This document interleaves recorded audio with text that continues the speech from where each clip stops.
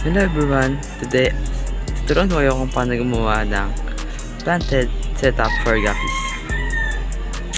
Nag-drain tayo guys. Meron tayong nilagyan na natin ng mga hose para hindi ma-stress yung mga guppy natin at dandahang bumaba yung tubig.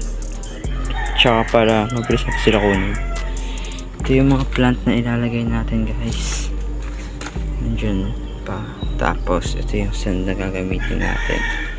Hindi ko pa nalilinisan mga bagong biling gapi natin. Tsaka yun lang sila. Yun, mamaya. Ito yun guys, lilinisan naman natin yung sand natin. Ayan.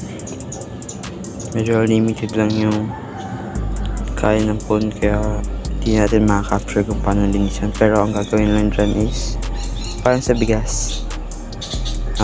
Lalagyan ng water, then pag hanggang sa luminis siya, mag-clear yung water na nilalagay mo, tsaka siya pwede na gamitin. So yun guys, naiwalay natin sila sa tank.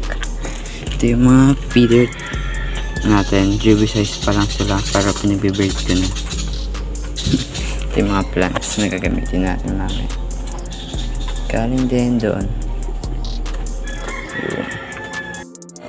So yun guys, tapos natin sineparate ko lang siya sa volcano rocks kasi para mabuo siya sa mga buhang. Inilagyan na natin ng tupperware na box. Gusto natin planan para anytime pwede natin siyang i-harvest. Dumami. Peace.